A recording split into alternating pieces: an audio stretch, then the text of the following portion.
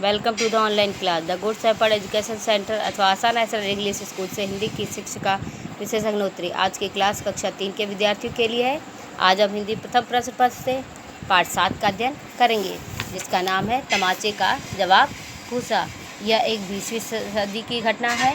यह उस समय की घटना है जब अंग्रेजी स्कूल में अंग्रेजी छात्र और हिंदुस्तानी छात्र एक साथ अध्ययन किया करते थे, और उस समय हमारे देश भारत पर अंग्रेज़ों का शासन था। यह पाठ सुभाष चंद्र बोस के जीवन से संबंधित है। चलिए अब हम आपके पाठ को आगे पढ़ें।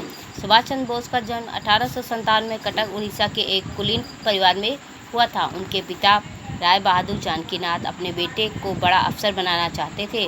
इसी विचार से उन्होंने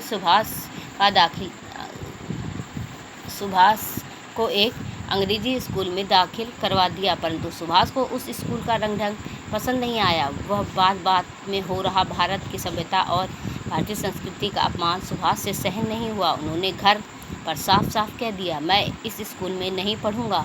निदान सुभाष को एक भारतीय स्कूल में दाखिला दिलवाया गया। उस स्कूल में अध्यापक धोती कुर्ता पहनकर आते थे। सुभाष को यह वेश बहुत पसंद आया। वे भी धोती कुर्ता पहनकर स्कूल जाने लगे। यह देखकर उनके पिता बहुत बिगड़े, लेकिन सुभाष भी अड़ गए। आखिरकार पिता को चुप रह जाना पड़ा।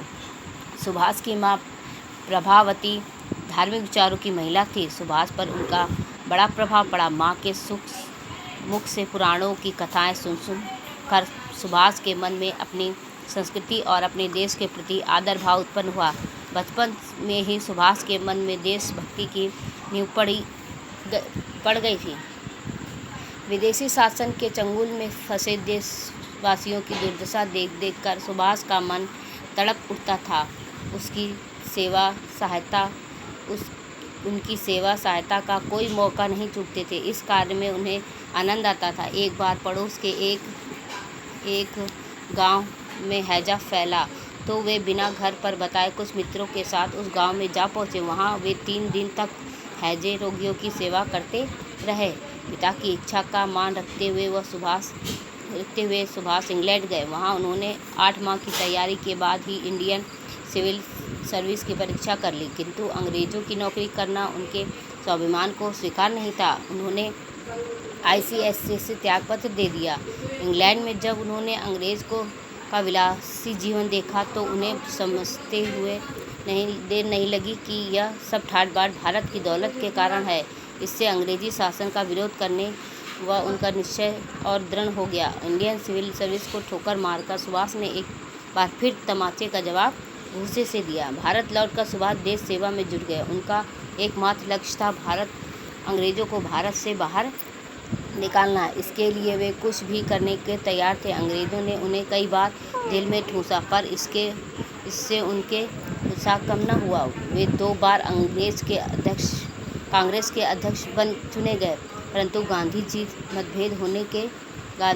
से मतभेद होने के कारण उन्होंने अध्यक्ष पद से त्यागपत्र दे दिया। दोनों का लक्ष्य एक था, परंतु उसकी प्राप्ति का साधन भिन्न था। गांधी जी जितना नरम थे, सुभाष उतने ही गर्म थे।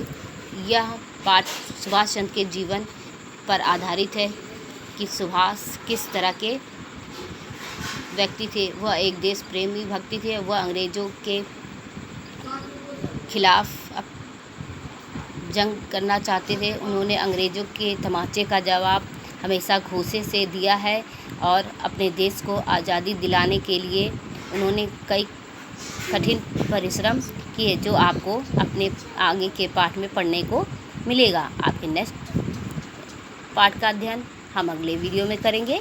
धन्यवाद।